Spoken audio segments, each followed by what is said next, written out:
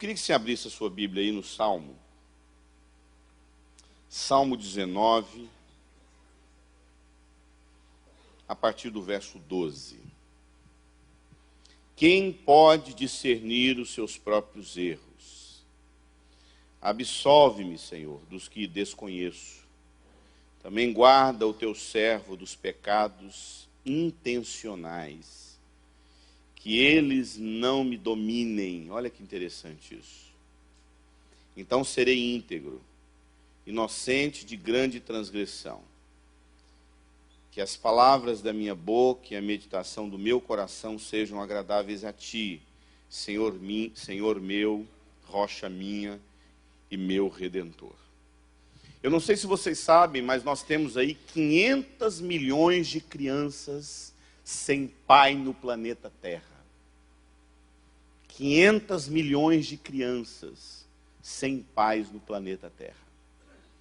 E no Brasil, cerca de 51% das famílias não possuem a figura masculina ali no seio de casa, ali sustentando a sua família. Cerca de 60% dos pais no Brasil abusam das suas filhas, abusam sexualmente das suas filhas. Cidades igual Curitiba, geralmente a gente pensa isso, que isso acontece só na região Nordeste, mas eu ministrando em Curitiba, um assistente social chegou para mim e falou: pastor, existem regiões, existem bairros aqui em Curitiba que 100% das meninas abusadas foram abusadas sexualmente pela figura do pai. 80% dos assassinos não tiveram um pai. Isso é assustador, amado. Você quer saber mais, algo muito mais sério na nossa geração? 70% das pessoas que estão nesse auditório aqui possuem famílias disfuncionais. O que é uma família disfuncional? É uma casa onde o homem não está se posicionado como homem, a mulher está perdida tentando se encontrar no mercado de trabalho e os filhos não têm referência dentro de casa. São terceirizados, nós vivemos hoje a geração de filhos terceirizados, está todo mundo fora de casa, eu sempre ensino isso. A maioria das famílias hoje estão tentando se encontrar no mercado de trabalho, terceirizando os nossos filhos já são colocados numa creche desde os 4 meses, porque a gente não tem tempo mais para cuidar de filhos. A maioria dos homens são passivos na vida,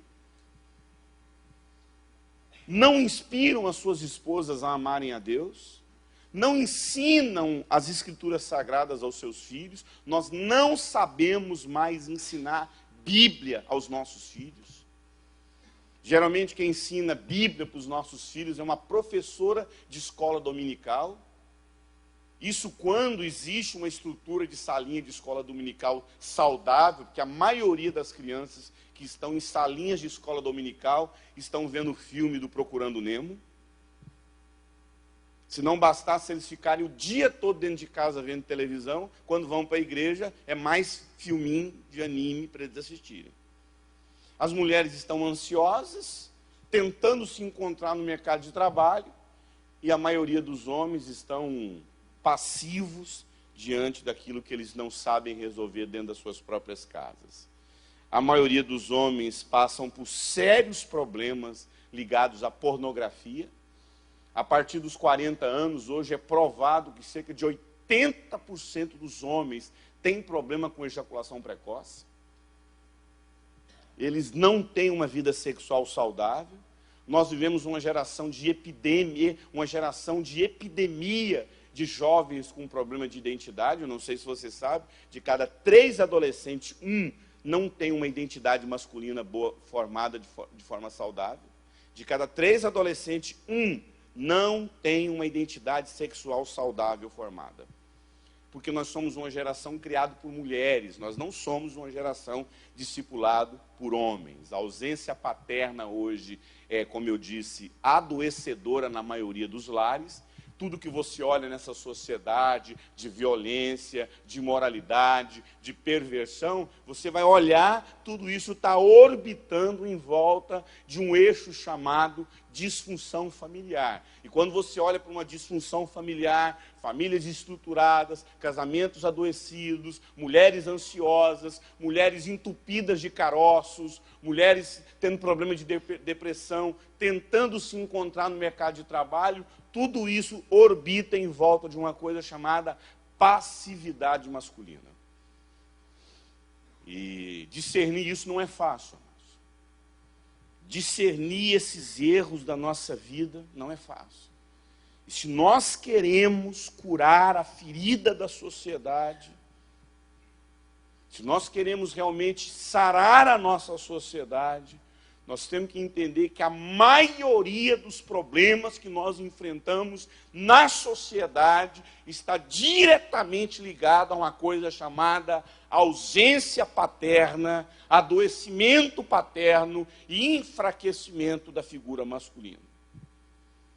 Volto a dizer, o que nós vivemos hoje nessa sociedade, eu tenho pregado sistematicamente no Brasil, que tudo isso se chama enfraquecimento da figura masculina. Cada dia hoje, amado, nós vivemos uma sociedade de homens fracos, sem expressão, uma geração de homens que ainda se, desculpe falar isso, continuam paralisados numa condição infantil. Tempo atrás, eu dando um seminário, alguém perguntou para mim, o que é uma condição infantil? Uma condição infantil é uma condição onde a gente precisa ser cuidado. Qual é a principal característica de uma criança? Ela tem que ser cuidada. É assustador, amado. A quantidade de menino casado que ainda é cuidado pelos seus pais. É assustador, querido. A quantidade de homens casados com seus 25 anos, 28 anos, 30 anos, e ainda são sustentados e cuidados pelos seus pais, também adoecidos. Quanto mais você prolonga a emancipação de uma pessoa, mais você adoece essa pessoa. E hoje nós somos uma geração de filhos adoecidos, principalmente por conta de uma geração que não sabe emancipar seus filhos. E por que essa geração não consegue ser emancipada pelas suas famílias? Porque quem emancipa filho é pai. Quem emancipa filho é pai. Mãe quer trazer todo mundo para dentro dela. Se depender de uma mulher, amado, todo mundo tem que voltar para o útero dela. Tudo que uma mulher quer, todo mundo voltar para dentro dela. E tudo que um homem saudável quer, que os filhos façam o quê? Rapaz, cuidar da sua vida, rapaz. Vai cuidar da sua vida, sustentar a sua... Só que como os homens estão fracos, passivos, sem autoridade dentro de casa, a gente vai entender onde foi que nasceu essa passividade.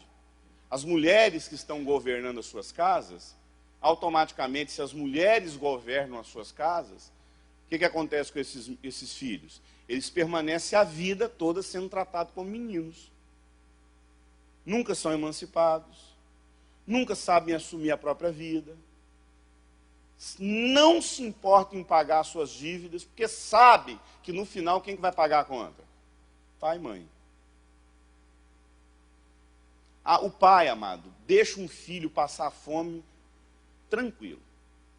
Um pai dorme, um pai saudável, bota a cabeça no travesseiro e fala assim, rapaz, esse caboclo que se vire. Rapaz. Ele casou, ele que cuida da mulher dele, que eu já cuidei desse menino demais. Mãe não suporta, mano. E geralmente os homens hoje têm a tendência em ceder o tempo todo. Quem está entendendo o que eu estou falando aqui? Então, falar a respeito dessa geração e discernir os próprios erros, como eu já disse, amado, infelizmente os homens e os esposos, maridos, estão perdidos hoje nos seus valores. E a figura do pai, amado, a cada dia está desaparecendo da figura da configuração familiar. Né? Nós não sabemos ser homens, não sabemos ser esposo. Quando fala de pai. Não sabemos ser homens e não sabemos ser esposo. Quando fala de pai, a coisa é muito mais adoecedora. Por quê? Porque o pai é aquele que tem a condição da orientação, do propósito, da vocação, do destino. A figura paterna, ela tem esse DNA. Como nós somos uma geração que não sabe mais se posicionar diante da família, nos tornamos passivos diante da família, a mulher não vai conseguir ter essa figura, e ela não tem. A gente usou até uma expressão hoje que as mulheres acabaram adotando para si, que é o pai. Ah, eu sou o pai e a mãe dessa casa. Quando se olha para o Brasil e vê a padroeira do Brasil, é o quê? É uma figura masculina ou figura feminina? Feminina. E se ela é padroeira e ela é uma figura feminina, qual que é o nome que ela deveria ter para essa posição? Madroeira. E, na verdade, é uma mulher com posição de pai. É uma padroeira. E a imagem que foi achada dessa mulher foi achada onde? No rio como? Sem a cabeça. Não é curioso esses detalhes? Sem autoridade, sem senhorio sobre a vida dela. E quem está nos braços dessa mulher? Um menino Deus, fraco, um bebê, porque Jesus bebê não diz nada. Um Jesus bebê. E parece assim que todo esse legado espiritual sobre o Brasil, muitas vezes a gente não se percebe. Quando você olha para todas as culturas da terra, principalmente na Bíblia, você vai ver a deusa Diana. Quem já viu no Google lá a imagem da deusa Diana? Como é que ela é a descrição dela? É uma mulher de braços abertos com 60 seios. Então você percebe que a ideia dessa mãe com peito aberto para os bebês emocionais e espirituais ficarem dependendo dela. Eu costumo falar que o grande sonho de Satanás é ser uma mulher. Não, porque se você for olhar para as culturas, você sabia que os maiores deuses são o quê? Femininos ou masculinos? Femininos. O primeiro deus registrado na humanidade foi chamado a deusa Gaia. Essa deusa é a mais antiga de todos os deuses. Parece que Satanás, você vai no orixá, você vai nos deuses da África, sempre você vai ver uma Iemanjá, uma Iansã. As figuras, a maioria das vezes, são mais femininas do que masculinas. A Diana, a grande rainha dos céus. Por quê, amado? Porque essa condição da mãe, a gente não percebe, eu falo muito isso no seminário de sexualidade, a gente não percebe, mas mulher tem data de validade. A mãe tem data de validade. A mãe, amada, ela cumpre o papel na vida de um filho até um certo momento. E ela faz parte da vida do filho. O processo de cuidar, o processo de nutrir, o processo de amamentar. Mas chega um momento que a gente tem que romper com essa mãe e amadurecer. A gente só consegue amadurecer quando a gente rompe com o feminino. Por que tem homens que eles passam a vida toda traindo as suas esposas e nunca se posicionam? Porque, na verdade, a esposa que ele tem do lado não é uma esposa. É o quê? É uma mãe. Porque a mãe, quando a gente faz alguma coisa errada, o que ela faz? Ai, meu filhinho. Amado, eu sou pastor. E talvez muitos pastores já tiveram experiência desse jeito. Eu sou pastor, eu já tive várias experiências desse jeito. A gente vai lá, disciplina o cara tem sérios problemas de caráter, a gente vai discipliná-lo. A hora que a gente quer apertar mesmo assim o cidadão, para ele ser confrontado, tratado, o que a mulher faz? Pula na frente. Aí eu falo, você não está tratando seu marido como esposo, você está tratando ele como mãe. E esses homens amam essas mamães que estão ali só para passar a mão na cabeça do pecado deles. Então, falar a respeito de identidade, amado, falar a respeito de família, falar a respeito de masculinidade, falar a respeito de homens, é entender aquilo que 1 Reis 2:2 diz o seguinte: eu vou, Davi falando para Salomão, eu vou pelo caminho de todo homem na terra, no caso a morte. Aí ele fala para Salomão: esforça-te e ser homem de verdade. Esforça-te. Sabe por quê, amado? Você vai nas culturas africanas, você vai nas culturas indígenas, você vai na cultura judaica, você já viu como é que um homem é introduzido na masculinidade dele? É festinha. É uma festa que todo mundo dá, e faz uma celebração, e você é um homem, é assim? Não. Às vezes é uma mão dentro de uma luva cheia de formiga. Às vezes é um corte que dá nas costas. Às vezes é um corte que faz no lábios, na orelha. Na cultura africana, muitos levam até chicotadas para marcar. E eles ficam felizes por aqueles cortes. Em certas culturas indígenas, eles são jogados em buraco para suportar picadas até de serpentes. Você vai na cultura judaica, os brinquedos daquele menino são todos queimados. Ele fala, ele mesmo queima os brinquedos infantis dele. Sabe por quê, amado? Para virar homem, a gente precisa sofrer na carne. Para a gente virar homem, isso precisa doer em nós, amado. Só que nós somos uma geração que a gente não quer sofrer. Como nós somos a geração de homens criados por mães, mães não querem ver filhos sofrer. Então, para ser homem, isso precisa doer, querido. O próprio Deus, quando ele foi marcar o masculino, o macho da família, ele ia tocar justamente numa área que homem nenhum quer que toque. A circuncisão doía na carne. Então, quando o Davi fala para o Salomão, Salomão, esforça-te. Isso significa, amado, que para ser homem a gente sofre mesmo. Para virar homem é com sofrimento, é com dor. Só que essa geração não quer deixar a infância para trás não, querido. Infelizmente, nós somos uma geração que a gente quer ser eternamente jovens, eternamente adolescente. São os bebês emocionais de 80 quilos, os adultescentes. Essa geração de homens que não quer se posicionar na vida. Eu não sei se amanhã eu vou continuar pregando, né? Porque...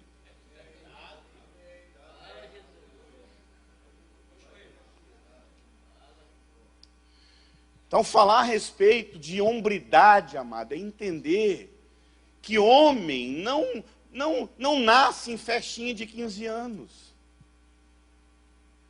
Um homem ele não nasce numa condição assim de parque de diversão. Só que nós somos a geração do super-herói, nós somos a geração do príncipe encantado, a gente é a geração do Ken, o namorado da Barbie, né?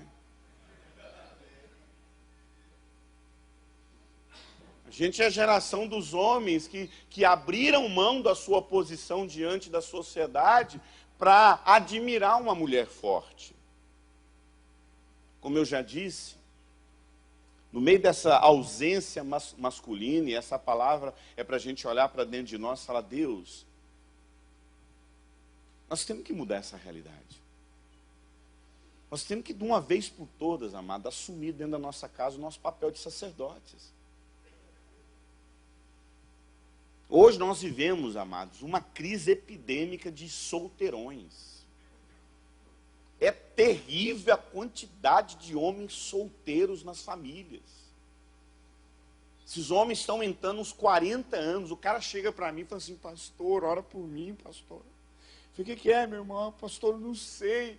Por que eu tenho tanta dificuldade na vida? Eu vivo caindo na masturbação, eu vivo caindo na imoralidade, eu vivo tendo problema de pornografia na internet, pastor. Ora por mim. Aí a gente pergunta assim, faz uma pergunta só para ver se o cara cai a ficha. Eu falo assim, quantos anos você tem, meu querido? Ah, eu tenho 35.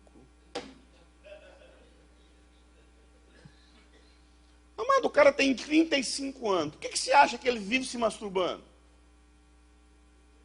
Porque tem 35 anos, querido. Essa geração não sabe por que vive se masturbando. É claro, porque nunca casa, querido. É uma geração que vai casar lá pelos 40 anos de idade. E quando casa, são esses bebezões que mais se encontram no mundo feminino. E pastor, eu sou tão feliz, achei uma mulher que me realiza. O homem se realiza com mulher, querido. Ah, pastor, estou tão feliz, porque até que enfim, Deus me deu uma mulher que me faz sentir seguro. Homem se sentindo seguro com mulher, querido. A cada dia, a nossa condição de homens hoje estão a cada dia mais fracos. Essa geração de homens com seus cabelos impecáveis, com as suas roupinhas coladinhas, sabe? Eles se sentem o tempo todo assim, se tentando encaixar no mundo feminino. Quanto mais, eles são extremamente cheirosos, sabe? Vive nos salões de beleza. Não, a minha esposa foi fazer um curso de depilagem, e aí o curso lá de depilagem tem hoje, falou, olha, aí elas vão ensinar as mulheres, é sério. Minha esposa foi fazer, ela gosta desse negócio de estética, cabelo, sobrancelha, e ela foi fazer um curso lá de cera, né? Aí teve uma hora lá que teve que ensinar depilagem de homens. Aí a mulher falando, olha, só que depilar homem não é fácil, porque eles ficam muito excitados, mas hoje nós temos um mercado vasto de homens que gostam de depilar tudo, a virilha. Eu falei, tá louco, você vai depilar homem? Nunca, né? Claro que ela mesma falou isso, ela mesma disse, tá louca, ela mesma assustou. Ela perguntou, tem mulher que depila homem? Não, os homens amam ser depilados por mulheres, viu? A maioria hoje dos homens estão tentando se encontrar no próximo produto que ele vai vender, no próximo mercado que vai sair do produto, da pirâmide que vai entrar. São homens sem futuro, cara.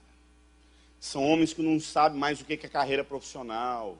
São homens que não conseguem. As mulheres estão na terceira faculdade. E os homens estão lá no Senac fazendo o curso do ano. Não, mas é sério. Amadas, as mulheres hoje estão colecionando faculdade, já estão no mercado de trabalho há muito tempo, e os homens estão em crise, que não sabem mais o que vão fazer da vida. Porque, afinal de contas, os cursos do Senac ele já fez todo. A quantidade de filhos as nossas filhas estão a cada dia mais lésbicas. Os nossos filhos estão cada dia mais gays. A marginalização da figura feminina e da figura masculina e o esfriamento espiritual se instala em praticamente quase todos os homens. É fato, amado, que a maioria dos homens perderam a autoridade na igreja porque perderam a autoridade em casa há muito tempo. Eu não tenho, não é um, não é dois, não é três, não é quatro. Eu tenho dezenas de amigos meus que não têm autoridade na igreja porque já perderam a autoridade em casa há muito tempo. Se existe algo que eu tenho, assim, absoluta certeza que Deus deseja restaurar na nossa geração, é a questão da autoridade masculina.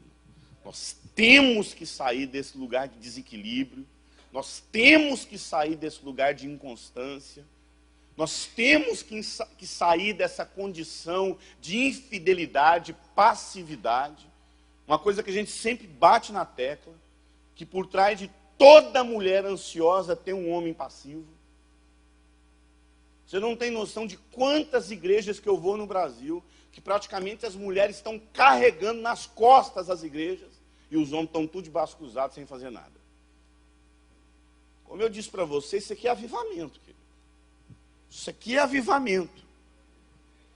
Nós temos que entender, amado, que a responsabilidade é do homem. Nós temos que assumir de uma vez por toda a posição de sacerdócio dentro da nossa casa. Chega de nós gerarmos filhos sem caráter, desequilibrados, afeminados, meninas masculinizadas, gente sem propósito, filhos que ficam uma condição a vida toda infantil. Uma geração de homens que não querem serem projetados na masculinidade. E olhar para essa sociedade e entender, amado, que as maiores deformidades de caráter que a gente vê nessa sociedade está ligado diretamente à questão da falta de governo, liderança e referência masculina dentro de uma família. E não é fácil a gente discernir os nossos erros, amém? Não é fácil. Não é fácil a gente olhar dentro de nós e falar, Deus, essa condição na minha casa é porque eu não tenho posicionado. Deus, aqui na minha família, eu que deveria me posicionar. A responsabilidade é minha. E falar de caráter não é fácil. E falar para homens de caráter não é fácil mais ainda. Admitir, aceitar, confessar os nossos próprios erros.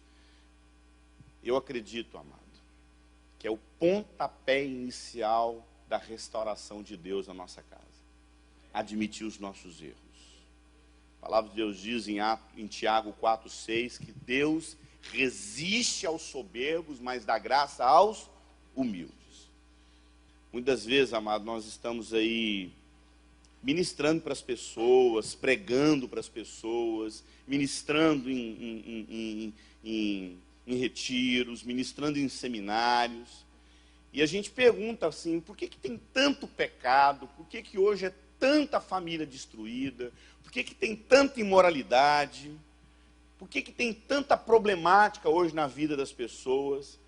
E eu entendo a cada dia que o que está acontecendo na nossa geração, principalmente no que diz respeito ao homem, é uma debilidade de caráter extremamente adoecedora.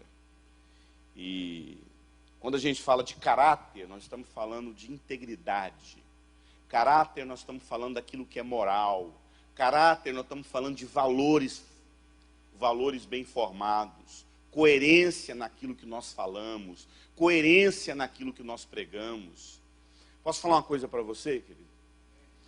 Pregar é a coisa mais fácil que existe. Cada dia eu estou convicto disso. Que não existe algo mais fácil do que pregar. O maior desafio é ser coerente com aquilo que a gente prega. Eu posso pegar uma mensagem aqui, ler, estudar e pregar. Sair pregando no Brasil. Mas o meu desafio é ser coerente dentro da minha casa com aquilo que eu prego. Então, quando a gente vai meditar sobre caráter, nós queremos entender, então, como de forma saudável nós podemos viver aquilo que nós acreditamos. E por que muitas vezes nós não estamos conseguindo viver até mesmo aquilo que a gente acredita? Romanos 5,3 fala o seguinte: não só isso, mas também nos gloriamos nas tribulações, porque sabemos que a tribulação produz perseverança, e a perseverança um caráter aprovado, e um caráter aprovado, esperança. Amado, esperança fala de passado, de presente ou de futuro? E a Bíblia fala que a esperança, ela vem através do quê? De um caráter aprovado. Olha só, vou repetir de novo. Não só isso, mas também nos gloriamos nas tribulações. Porque sabemos que a tribulação produz esperança, na perseverança. E a perseverança, caráter aprovado. E o caráter aprovado, esperança. Então, presta atenção. Esperança fala de futuro, fala de realizações, fala de sonhos. Mas futuro, realizações e sonho está diretamente ligado ao caráter que você tem. Isso significa, amado, que o meu caráter é a profecia, é um presságio do meu futuro.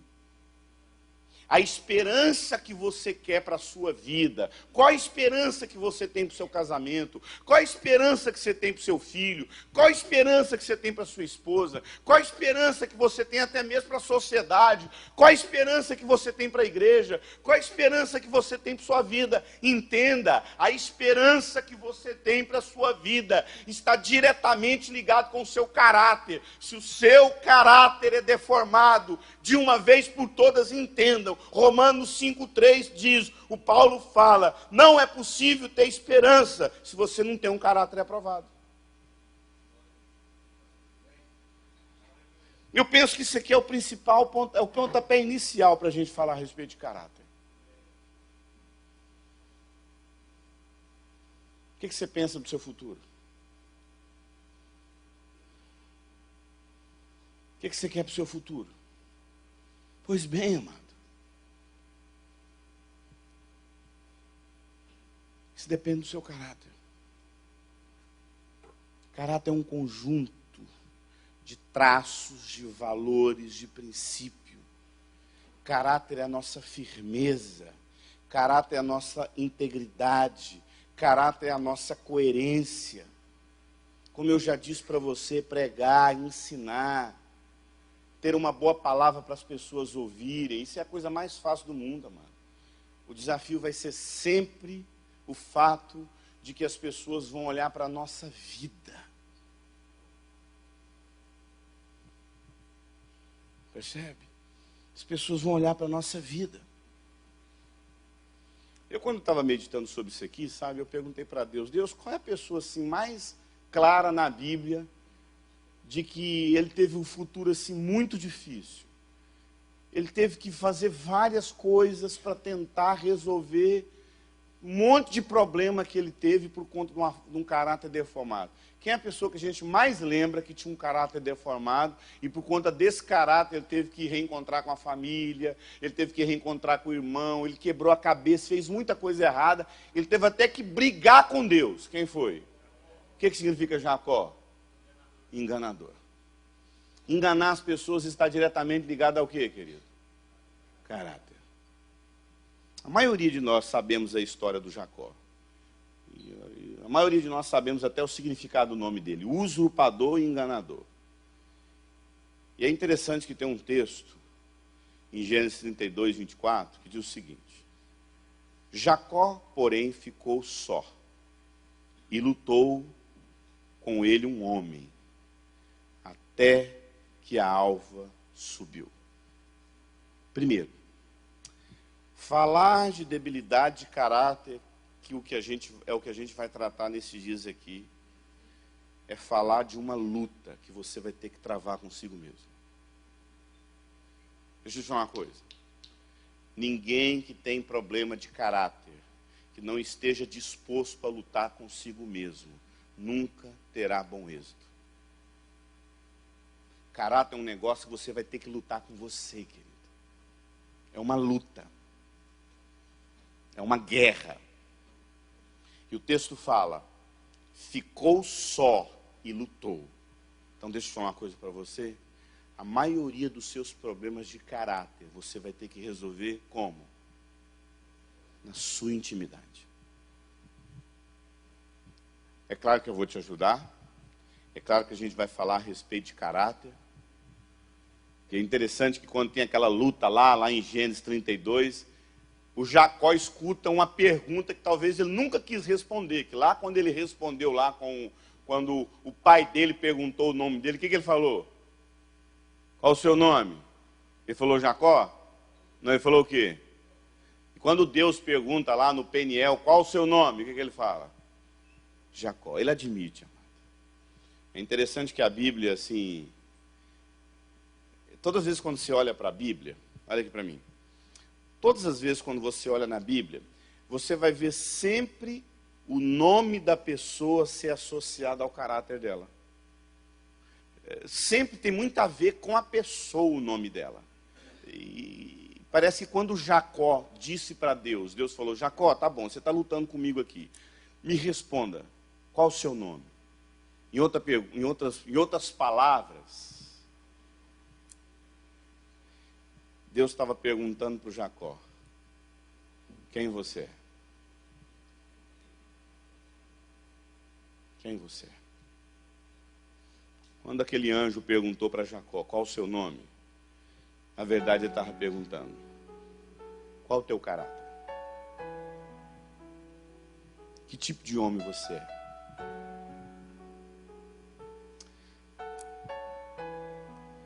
Que tipo de pai você é?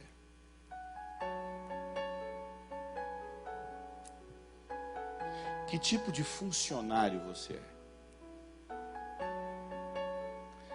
Que tipo de patrão você é? Que tipo de crente você é? Que tipo de esposo você é? Então a primeira coisa que nós temos que fazer para dar o pontapé inicial para Deus restaurar o nosso caráter é olhar para dentro de si e perguntar: qual tipo de homem que eu sou?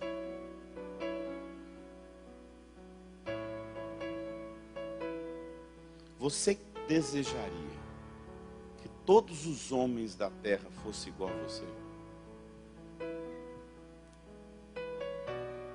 Você desejaria que sua filha tivesse um marido que você é para sua esposa?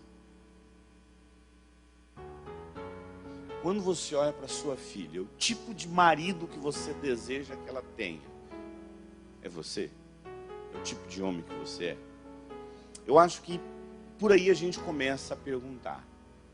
Quando a gente olha para essa estatística que eu disse para você: homens fracos, sem caráter, sem identidade, filhos fracos, filhos doentes, mulheres ansiosas, porque o quadro é esse: filhos fracos, homens sem identidade, filhas lésbicas, meninos gays, mulheres ansiosas, adoecidas no mercado de trabalho, se entupindo de caroços por conta de tanta ansiedade que elas carregam dentro de si, por conta de homens que não sabem se posicionar diante de casa, dentro da sua própria casa, diante dos seus próprios filhos. Eu pergunto: que tipo de homem você realmente é?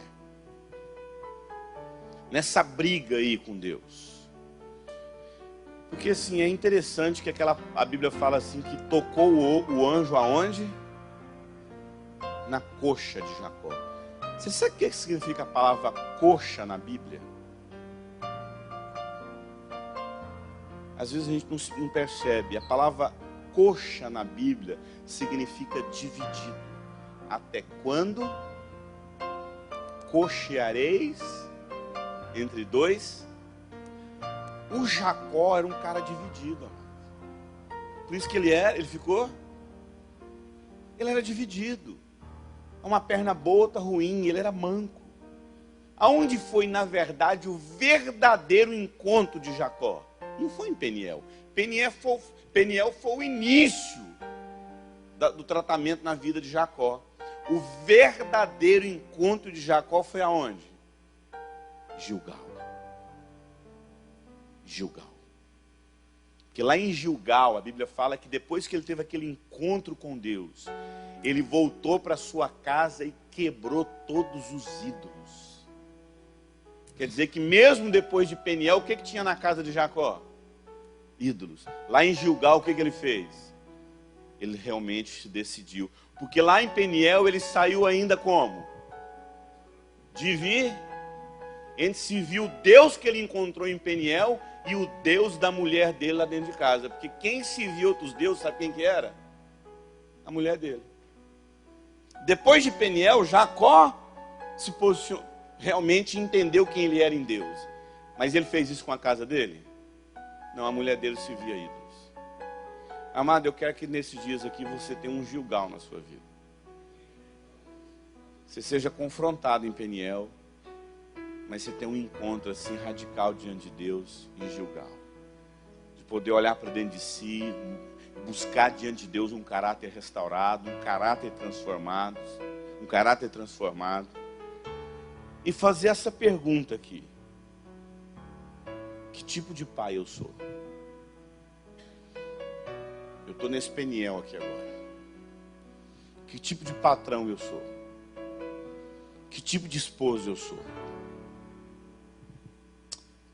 Que tipo de crente eu sou? Abaixa sua cabeça e vamos orar. Eu quero ser transformado por ti, Senhor. Quero realmente assim ter um encontro real com o Senhor, onde o meu caráter vai ser transformado pelo teu evangelho. Eu desejo conhecer a sua vontade. Eu desejo viver inteiramente a sua vontade na minha casa. Por isso, Senhor, libera mesmo uma palavra que transforma meu caráter. Amanhã, Senhor, quando eu chegar aqui, eu quero realmente assim ser transformado pelo Senhor. Por isso, eis-me aqui, Senhor. Eis-me aqui. Eis-me aqui, Senhor. Fala comigo. Abra comigo a sua Bíblia aí. 2 Coríntios 13, verso 5. Examinai, portanto, a vós mesmos, a fim de verificar se estáis realmente na fé. Provai a vós mesmos, ou não percebeis que Jesus Cristo está em vós, a não ser que já estáis reprovados. Examinai, portanto, a vós mesmos, e verificai se realmente estáis na fé. Provai a vós mesmos, examinai a vós mesmos. Ou não percebeis que Jesus Cristo está em vós, a não ser que já estáis reprovados. Sabe, irmãos, o conceito de aprovação e de reprovação na Bíblia sempre foi um conceito assim muito claro. Quando você olha nas Escrituras, você percebe que muitas das vezes muitos homens de Deus, muitas mulheres, infelizmente tiveram uma condição assim de profunda reprovação. E se existe uma faceta da nossa vida, se existe algo na nossa vida que nós temos que colocar diante de Deus e perceber se nós não estamos sendo reprovados, é principalmente no que diz respeito ao nosso caráter.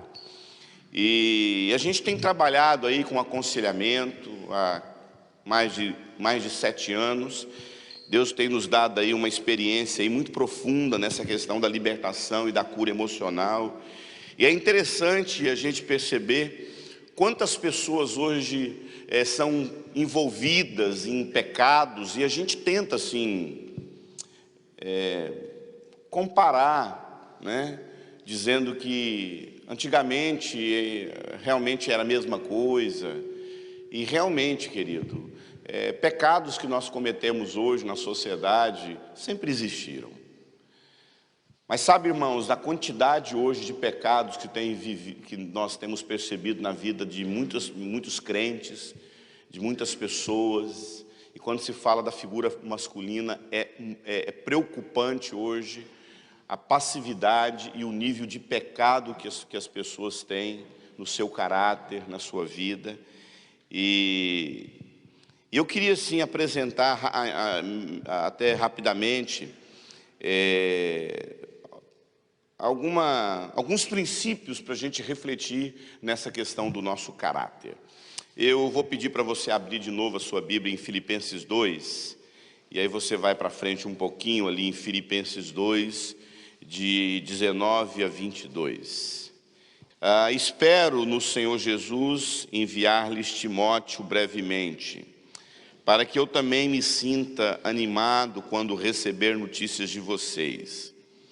Eu não tenho ninguém que, como ele, tenha interesse sincero pelo bem-estar de vocês, pois todos buscam seus próprios interesses, e não de Jesus Cristo. Mas vocês sabem que Timóteo foi aprovado. Numa outra tradução fala, vocês sabem que Timóteo possui um caráter aprovado. E porque serviu comigo no trabalho do Evangelho como filho ao seu pai.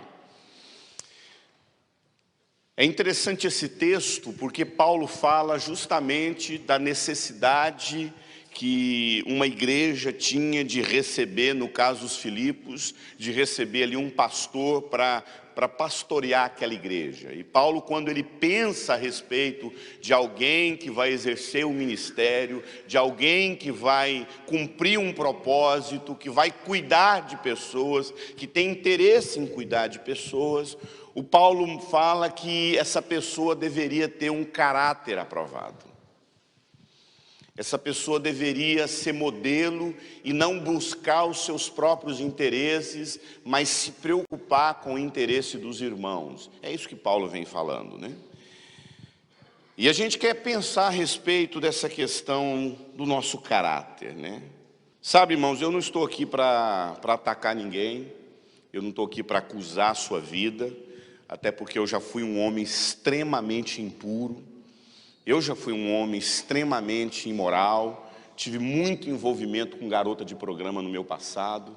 Eu sou um cara onde, se você for perguntar a minha história do passado, infelizmente eu fiz muita coisa errada na vida, mas eu, há mais de 10 anos, me submeti a um processo de restauração, me submeti a um processo de cura. E hoje, pela graça de Deus, Deus me colocou aí diante de muitas pessoas, dando um testemunho e falando que é possível ter um caráter restaurado. Como eu já disse, a minha intenção nessa ministração não é te acusar, mas é te levar a uma profunda reflexão de como anda o seu caráter. E que nós tenhamos esse temor diante de Deus, de olhar para dentro de si e falar assim: será que tudo que está acontecendo na minha vida não sou eu que estou destruindo com as minhas próprias mãos? Será que essa família que eu perdi, ou essa família que está destruída, não foi eu que destruí com minhas próprias mãos? Amado, quando eu falo de caráter, de problemas de caráter, e a gente lê um texto que o Paulo fala de Timóteo, que ia ser enviado para uma igreja, e ele tinha um caráter aprovado. Eu não estou falando apenas de um pastor, eu não estou falando apenas de um líder, mas eu falo de um pai de família, eu falo de um professor, de um patrão, eu falo de um gerente de alguma loja, um líder de alguma coisa. E a minha intenção é que você olhe para dentro do seu caráter e perceba se você realmente não possui deformidades na sua vida. Albert Einstein, disse algo bem interessante. Ele diz: o inteligente aprende com seus próprios erros, mas o sábio aprende com o erro do outro. O inteligente aprende com seus próprios erros, mas o sábio aprende com os erros dos outros. E o tolo não aprende com nada. Não aprende consigo mesmo, não aprende com os outros. E eu dei uma introdução ontem falando a respeito de caráter, Mas a gente quer assim fundamentar mesmo e fazer uma pergunta: o que realmente é um caráter? Caráter é a composição dos nossos valores, dos nossos códigos morais, é aquilo que determina radicalmente as nossas escolhas. Falar de caráter é falar radicalmente de decisões e posturas que você toma na vida. Isso significa que as escolhas que você faz na vida, que as decisões que você toma na vida, está diretamente ligada ao caráter que você tem. Escolhas erradas, decisões erradas, posturas erradas que nós temos na vida, está diretamente ligado ao fato de que você tem um caráter adoecido. Gente que toma decisões corretas, gente que faz escolhas corretas na vida, são pessoas que têm um caráter saudável. Decisões que tomamos, caminhos que escolhemos, aquilo que nós escolhemos de certo e errado na vida é determinado, como eu disse, radicalmente pelo caráter que você tem. Na verdade, quando a gente fala de caráter, a gente está falando do nosso músculo moral. Não sei se você sabe, todos nós, quando nós nos casamos, a gente escreve um nome numa aliança, o nome da nossa esposa, E aí, quando alguém pergunta a data do nosso casamento, a gente tira a aliança, dá uma olhada para lembrar, entendeu? Quantas vezes essa aliança nos salva, porque está a data ali, porque a gente esquece, Eu não sei se você sabe, o ato de escrever o nome numa aliança significa, esse nome que se dá lá no original do latim, do grego, gravar o nome significa caráter. Então, a palavra caráter tem origem na palavra gravar. Isso significa que a ideia é como se a gente fosse uma folha em branco. e a gente nascesse com uma folha em branco. Desde quando você nasceu no seu temperamento, na sua alma, como se fosse uma folha em branco. E as experiências que você tem, os valores que vão sendo agregados, aquilo que você viu seu pai e sua mãe fazer, isso vai escrevendo e moldando o caráter que você tem. Ninguém nasce com caráter. O caráter vai sendo escrito no decorrer da vida. É muito difícil as posturas que você tem na vida não estejam ligadas diretamente à família que você teve. Então, esse tempo atrás alguém chegou para mim e falou assim: mas eu fiz tudo errado na vida, Eurípides, porque eu sofri uma pressão. Mas também, você não tem noção da pressão que eu sofro na vida, a pressão que eu sofro da minha esposa, das contas que eu pago, de tantas coisas na vida. Eu sou muito pressionado. E aí eu acabei tomando decisões erradas na vida. Aí eu falei: não, você não está entendendo. Você não está entendendo. Quando a gente fala a respeito de caráter, você precisa entender que as pressões que a gente sofre na vida, que revela o caráter que a gente tem. Não é uma mulher que você não soube falar não. Não é um dinheiro, afinal de contas, tanto dinheiro assim, não tem quem não aceite de propina. Mas também uma mulher dessa aqui, haja homem que consegue falar não para ela. Amado, não é a tentação que é muito pesada, é o caráter que é muito fraco. Na verdade, querido, não é uma tentação sobre-humana que veio sobre a sua vida. É o seu caráter que é muito fraco e não soube lidar com essa pressão. O próprio Jesus falou isso. Quando ele fala ali a parábola, né, aquela ilustração das duas casas, que uma é edificada sobre areia e outra é edificada sobre rocha, o texto sagrado diz que sopraram os ventos, correram rios e desceram muita água contra aquela casa, e a que estava edificada sobre areia, o que aconteceu com ela? Ela caiu. Mas a casa que estava edificada sobre rocha, o que aconteceu com ela? Ela permaneceu, a que estava sobre rocha. Então deixa eu fazer uma pergunta: foi o vento que foi forte? Foi a água que foi muito intensa? Foram os rios que foram muito intensos? Jesus, quando ele ilustra essa parábola, eu pergunto para você, essa ilustração que Jesus traz, ele quis dizer que o problema está nas circunstâncias ou está justamente na base mal lançada? Então não foi a circunstância que fez aquela casa cair. Olha aqui para mim. Não foi a circunstância que fez aquela casa cair. Foi a falta de alicerce que permitiu que aquela casa caísse. Então, de uma vez por todas, desista da ideia de achar que se sua vida está dessa forma, é porque as circunstâncias que estão sobre você fizeram com que desse tudo errado na sua vida. Não é, amado. É o nosso caráter que não sustenta as pressões que viriam sobre a nossa vida. Quanto mais nós temos um caráter tratado, quanto mais nós temos um caráter restaurado, muito mais nós saberemos lidar com as pressões.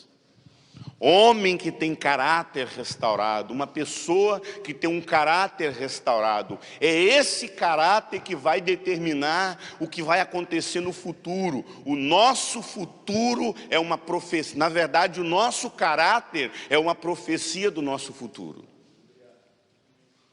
Você pode ter a mulher mais maravilhosa do seu lado, você pode ter o melhor filho do seu lado, você pode ter o melhor casamento do seu lado, você pode ter a melhor família do seu lado. Se o seu caráter for adoecido, você adoece essa família. Por isso a necessidade da gente colocar o nosso coração, e esse texto que eu li fala justamente sobre isso. Examinai, portanto, a vós mesmos, provai a vós mesmos, para vocês perceberem se vocês não estão com caráter reprovado. Em outras palavras, o texto quer dizer.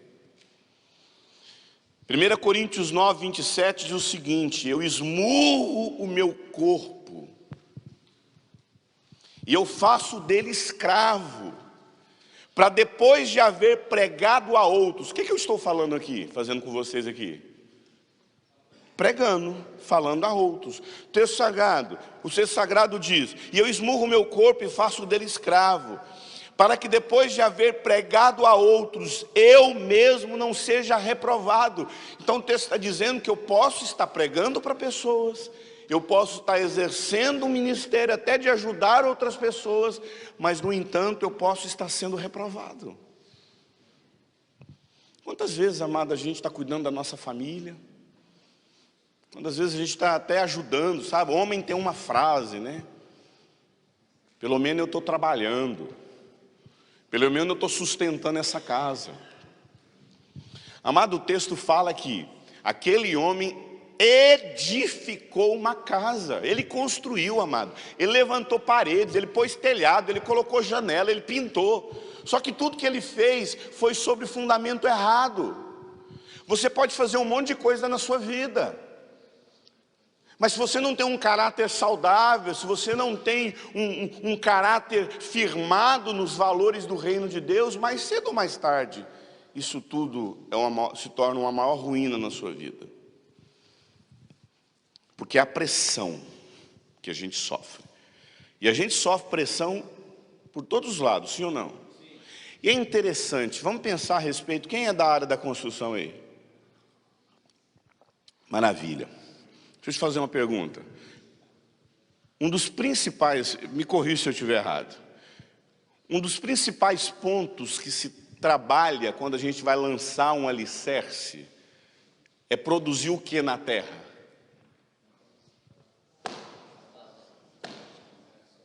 É produzir o que? Pressão. Você tem que fazer o que na terra? Pressionar. Bater. Para preencher espaços o quê? Vazios. Se aquilo não for, e às vezes quando você vai num prédio, você vê até uma máquina assim, pum, pum, porque não pode ter espaços vazios.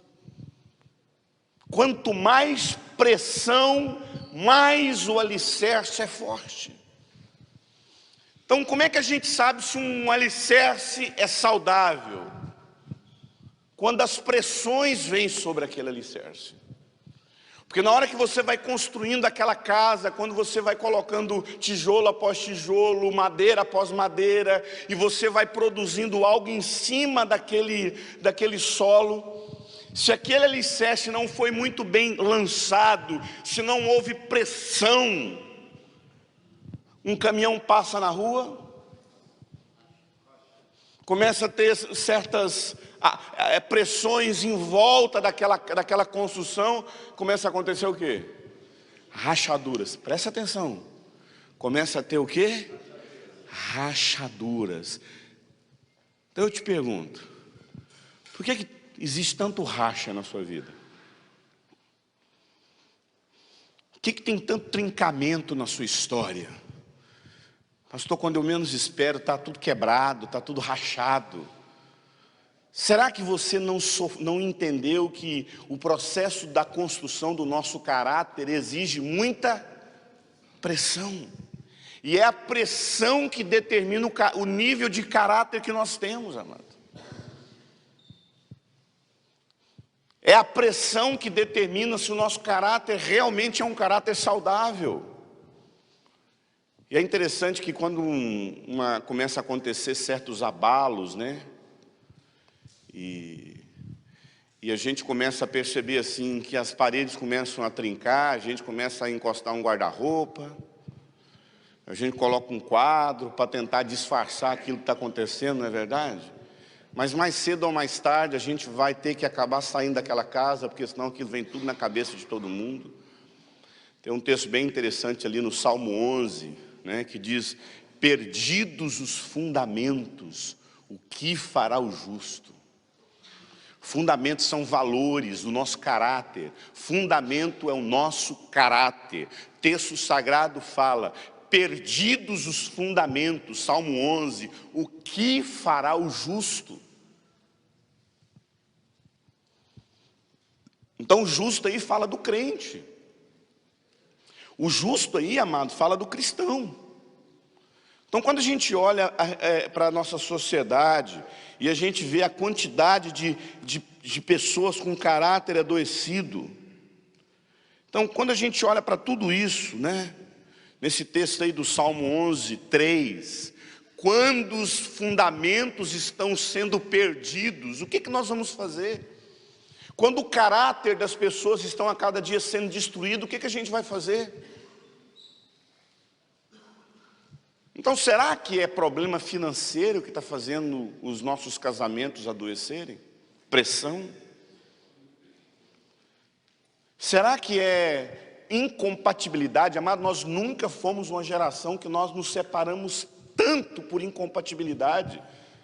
Porque as pessoas, elas não sabem mais suportar aquilo que é a coisa mais normal na vida de casado, é que nós somos diferentes uns dos outros. Amado, glória a Deus porque eu casei com uma mulher.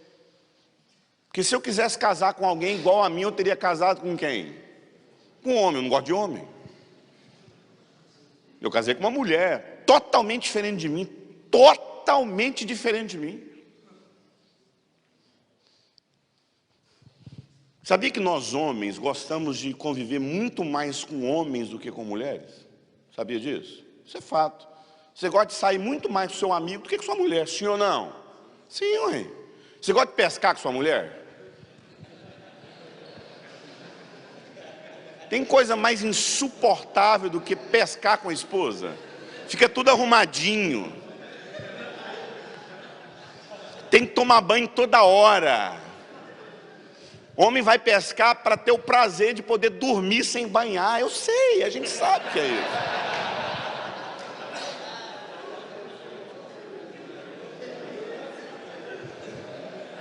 Fazer compra com a esposa. Viajar com a esposa. Fala para mim se a gente não gosta de viajar com os amigos, pescar com os amigos. Porque, infelizmente, amado, isso são realidades que a gente tem que enfrentar na vida de casado. Mulher é completamente diferente de nós. Mas quando fala da nossa identidade sexual, é justamente isso que nos atrai. Mas as diferenças de um homem e de uma mulher são gritantes. E hoje as pessoas não estão suportando viver com as diferenças. Talvez seja por isso que tem tanto casamento gay. Que as pessoas não sabem mais lidar com o diferente. A gente só sabe viver com aquilo que é igual. Então a mulher vai viver com outra mulher, é o homem que vai viver com outro homem. Porque perdem a sua percepção da identidade. Porque não sabem lidar com as diferenças. Quando fala de divórcio, aí é mais assustador. Porque a quantidade de pessoas hoje estão separando. Fala aí, quem é pastor, quem faz aconselhamento. Se a maioria das pessoas que estão separando é justamente por esse argumento. Pastor, eu não consigo viver com essa pessoa. A gente é muito... Aí eu falo, glória a Deus, então você tinha casado com um homem. Amado, não tem argumento que não me convence. É falar que está separando porque são incompatíveis. Mas é para ser incompatível mesmo. Quem disse que a gente tem que ser compatível na vida de casado? É diferente. É isso que nos faz amadurecer. Mas o problema é que nós não temos caráter suficientemente saudável para poder lidar com as nossas incompatibilidades. Nós somos uma geração de caráter muito adoecido, amado.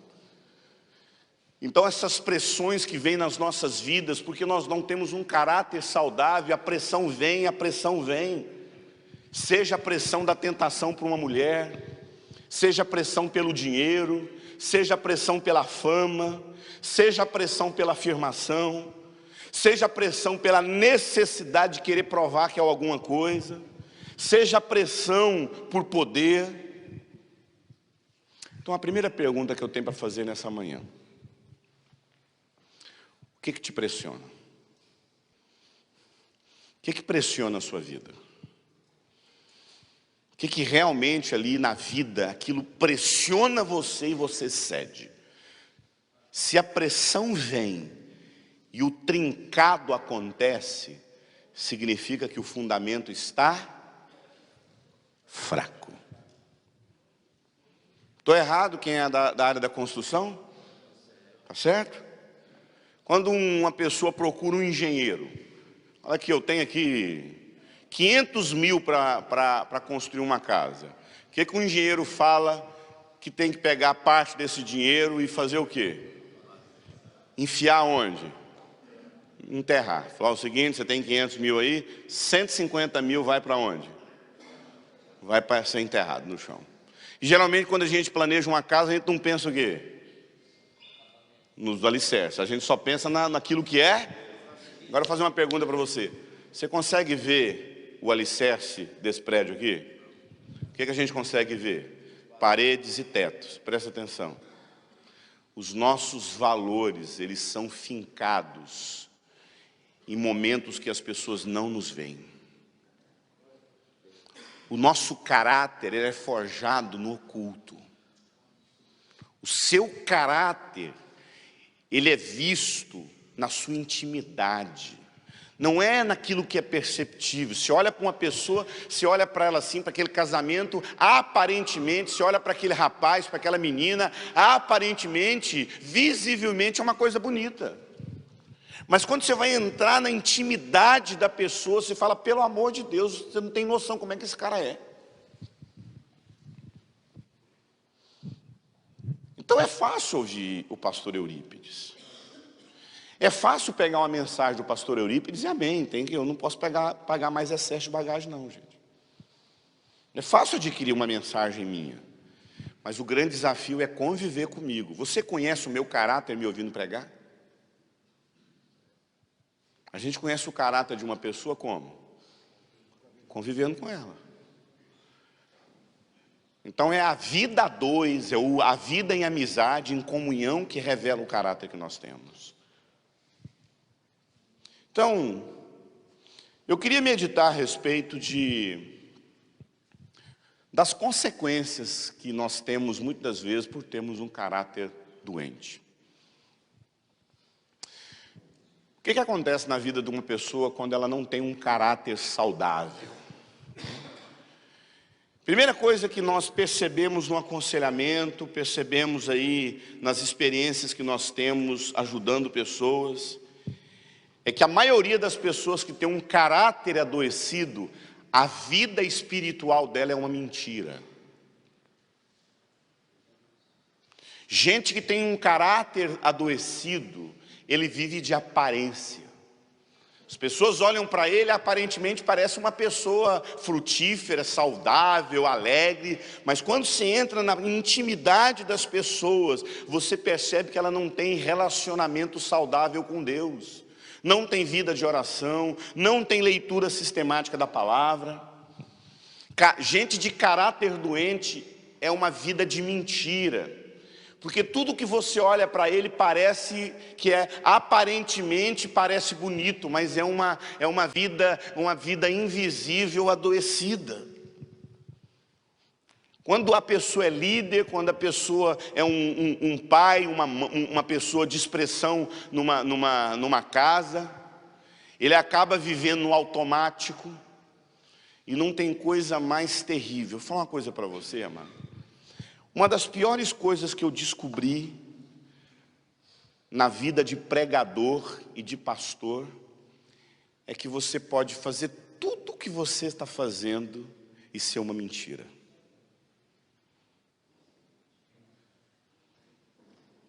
Porque o texto sagrado fala que muitos chegaram na presença de Jesus dizendo, fizemos milagres, curamos enfermos, expulsamos muitos demônios. Amado, Jesus falou assim, você está doido, rapaz? Isso nunca aconteceu, isso é mentira. Jesus falou isso? Não, Jesus falou só o seguinte, eu nunca te... Alguém falou uma palavra aí, eu nunca te conheci. Isso é terrível, amado. Eu conheci o que você faz.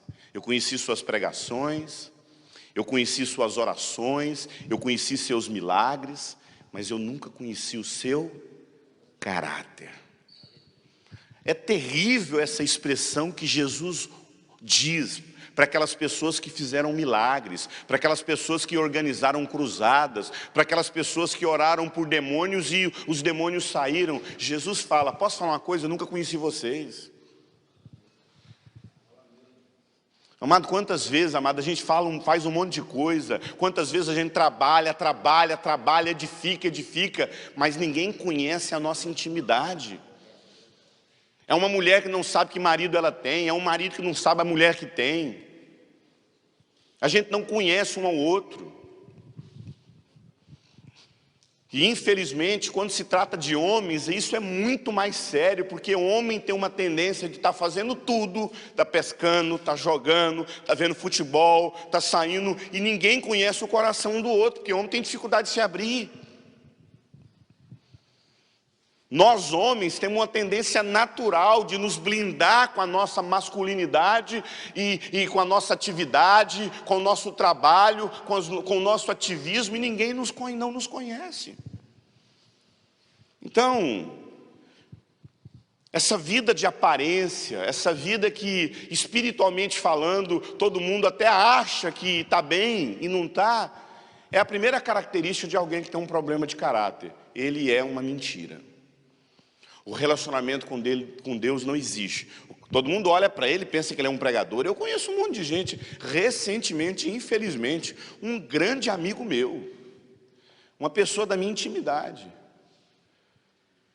Eurípides, eu quero ser pastor, Eurípides, eu quero pregar com você. E eu dei algumas oportunidades.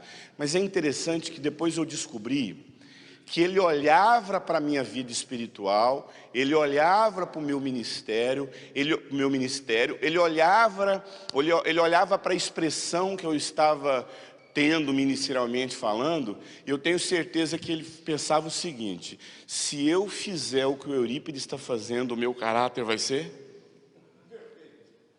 tratado. Mas deixa eu falar uma coisa. Não é porque eu viro pastor que eu tenho que consertar minha vida. É porque minha vida é consertada que eu sou pastor. Não é porque minha vida, não é porque agora eu virei pai, não é porque agora eu sou casado que eu tenho que fazer as coisas certas, não é porque eu estou fazendo as coisas certas que eu tenho que casar. O problema é que a gente quer resolver tudo depois. Só que depois fica muito tarde. E amados, eu sabia das dificuldades desse amigo meu. Porque vira e mexe ele abria, falou: olha, eu tenho dificuldade na área tal. Mas querido, a gente ordenou ele pastor, porque ele realmente tem uma facilidade de falar. E eu realmente até abri uma plataforma ministerial para ele poder pregar. Quantas vezes, quando a igreja tinha condições de pagar 2 passagens, eu levava ele comigo. E como eu prego sexta, sábado, domingo de manhã, eu deixava ele pregar domingo à noite. E fiz isso por várias vezes. Mas sabe, irmão, você não tem noção da vida de pecado que esse cara tinha de oculto na vida nele. Um dia isso tudo veio à tona. Um dia isso veio para fora. E amado, você não tem noção do que é ter que tratar tanto pecado oculto de problema de caráter na vida de uma pessoa. Foi com esse irmão. O caráter adoecido, ele faz com que todo mundo acredite que aquela aparente espiritualidade, aquela aparente força, sabe aquela força que o cara tem? Na verdade, quando você entra na intimidade dele, querido, é assustadora a mentira que ele vive. Primeira característica de uma pessoa que tem caráter adoecido é que a vida dele, a vida espiritual, a vida familiar é uma mentira. Ele não tem, na verdade. Segunda característica de uma pessoa que tem um caráter, que tem sérios problemas de caráter, sabe o que é? É que o futuro dele é paralisado. Tem muita gente que por problemas de caráter, por falta de caráter, ele tem uma aposentadoria precoce em várias áreas da vida. Era um cara que poderia crescer ministerialmente, não tem ministério. É um cara que poderia crescer como homem, não consegue desenvolver como homem. É um cara que poderia ver os seus netos, que poderia ter um casamento longo, não consegue ter. Por quê? Porque o problema de caráter interrompe o futuro que ele deveria ter com a família, com a igreja e com amigos. Agora, se esse problema de mentira é algo invisível, ele tenta disfarçar, essa outra condição aqui é invisível. Porque quando se fala de futuro, você percebe que talvez isso demore, mas mais cedo ou mais tarde, tudo acaba. Quando a gente fala de algo que pode ser paralisado, nós não estamos falando, como eu já disse, só de ministério. Nós estamos falando de profissão, nós estamos falando de oportunidades. Tem um texto interessante lá em 2 Reis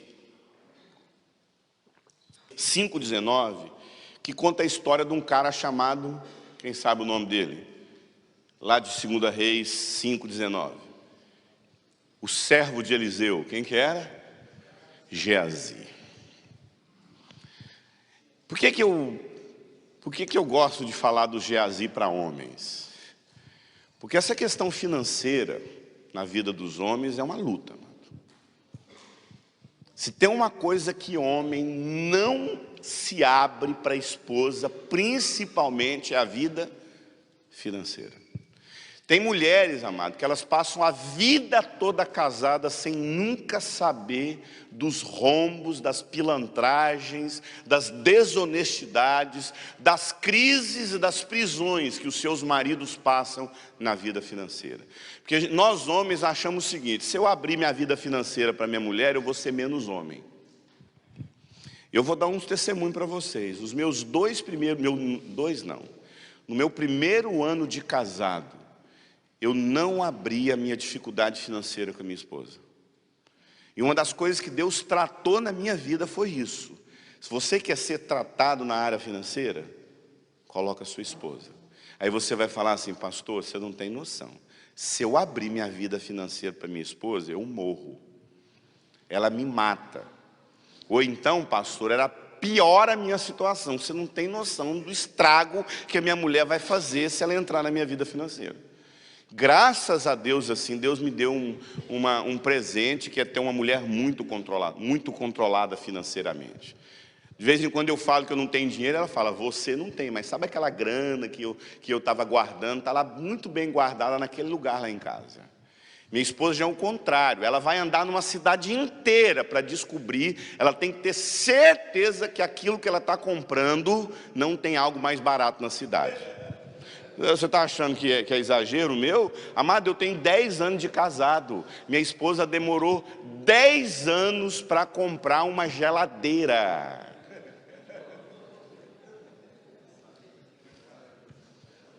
Como é que um ser fica 8 anos pesquisando um fogão? A gente tinha uma geladeira lá simples, ela queria aquela geladeira, que parece que tem que ter 2 cozinhas para colocar ela. Quando nós compramos a geladeira, ela olhou assim e falou assim: nossa, mas ocupou a cozinha inteira a geladeira. Eu falei assim: não, a geladeira é um freezer, entendeu? Mas ela demorou, amado, quase 10 anos para achar essa geladeira, porque ela achou a geladeira, e detalhe, foi ponta de estoque. Eu vou para o Paraguai fazer compra, ela toda hora fica olhando a minha conta lá, assim. Aí eu ligo para ela: amor, o que você gastou aí de 100 e poucos reais aqui? Tá falando aqui na sua conta no Itaú, no aplicativo do Itaú, que você gastou tanto. Eu falei: amor, comprei isso, meu amor. Mas posso falar uma coisa para você? Homem não suporta lidar com isso. Mas eu sei que isso foi a salvação da minha vida financeira. E eu tive que ter humildade para me submeter a isso. Presta atenção. O caráter adoecido não consegue pedir ajuda. O caráter adoecido, ele vai entrando um abismo após outro, um abismo após outro, um abismo após outro, um abismo após outro. Por não ter coragem de buscar ajuda em alguém. Não precisa ser só sua esposa. Tem um curso que a Universidade das Nações dá, que chama CRAU, né? Sobre finanças. Amado, é fantástico o curso. Quem já fez o CRAU aqui? Fantástico. Porque a gente precisa, como homens de Deus, aprender a lidar com a nossa vida financeira. E muitos casamentos são destruídos por conta de finanças, irmão. Eu conheço um monte de história. Recentemente um casal me procurou falando justamente isso. A mulher fala: pastor, o meu casamento está sendo destruído porque meu marido vive se metendo em problemas financeiros e não me conta. Isso é orgulho. Porque o homem tem sérios problemas de falar o seguinte: eu não posso abrir minha vida financeira para minha mulher, que eu vou me tornar menos homem. Então eu pergunto: você quer perder seu casamento ou perder o controle da sua vida financeira?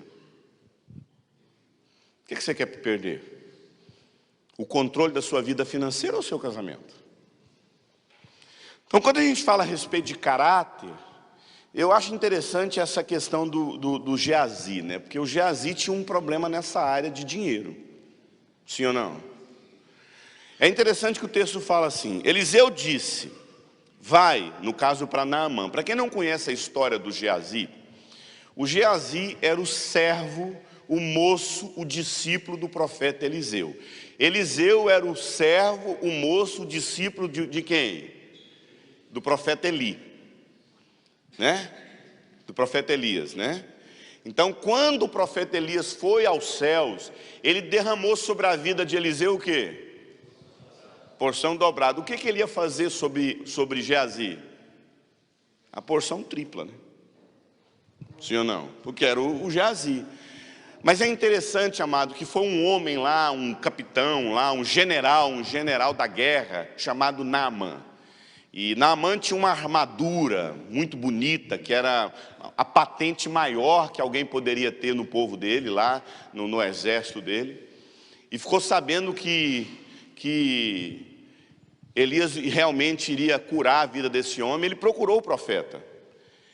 E o Geazi viu todo esse processo, porque o Naamã vai lá, aí o profeta não recebeu o Naamã, e o Geazi olhando para o profeta, e aí o profeta falou o seguinte: olha, o Naamã, vai lá, toma banho no rio tantas vezes, e depois de várias vezes que você toma banho no rio, a sua lepra vai ser curada. O Naamã faz isso, ele é curado, e aí o Naamã vai dar carroças de prata e ouro para o profeta Elias. E o profeta não aceitou. Para Eliseu, desculpa, Eliseu. E o Eliseu não aceitou. E o Geazi viu aquilo e olhou aquilo e ficou. Eu acredito que aquilo subiu no coração dele, porque ele não tinha um caráter saudável. E quando o Naamã foi embora e Eliseu não aceitou ali o dinheiro de Naamã, é interessante que o texto diz o seguinte: Eliseu disse a Naamã, vai em paz. Quando Naamã tinha se afastado certa distância, Geazi, moço de Eliseu, o homem de Deus, disse consigo: meu senhor foi bom demais com Naamã, não aceitando o ouro e a prata que ele ofereceu. Tão certo como vive o Senhor. Numa outra tradução fala, juro por Deus. Amado, o cara tinha tanto problema de caráter que a mente dele já estava cauterizado, colocando Deus na história. É terrível isso, amado. Amado, tem gente que tem uma vida de caráter tão adoecida que mesmo estando com Deus, isso não convence ele. Mesmo estando na igreja, mesmo vendo milagres, ele dá um jeito de querer se aproveitar de tudo.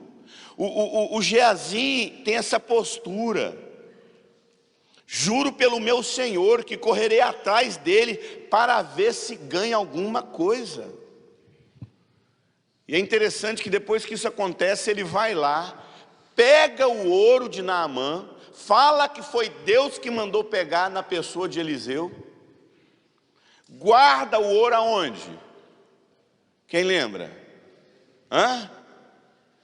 Quem lembra onde o Geazi escondeu o ouro, a prata? Dentro da casa dele.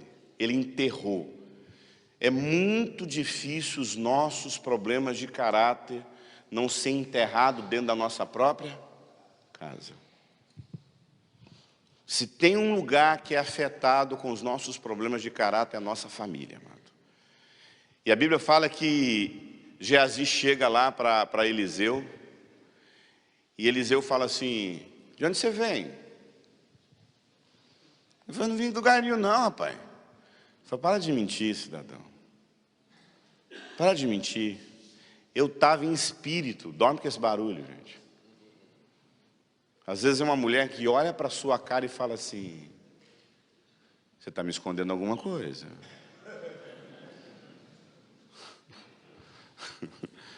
Às vezes é um pai: filho, o que você está me escondendo?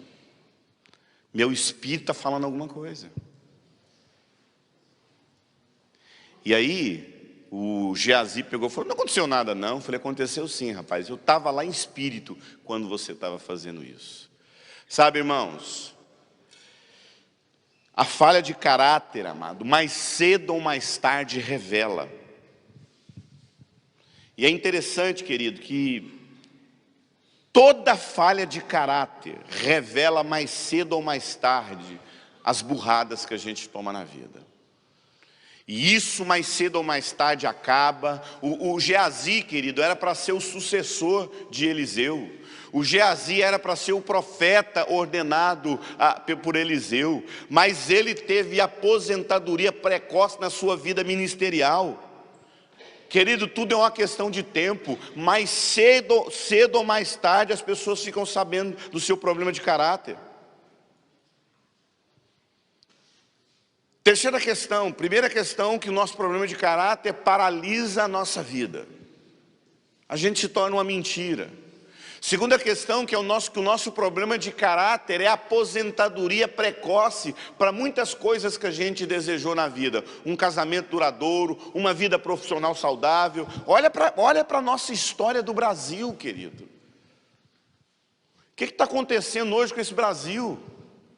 O Brasil está paralisado por problema de quê, querido? De pessoas sem caráter. Então eu percebo, querido, que o problema de caráter, ele destrói profundamente a nossa vida e paralisa a nossa história. Terceira coisa que o problema de caráter faz é adoecer a nossa família.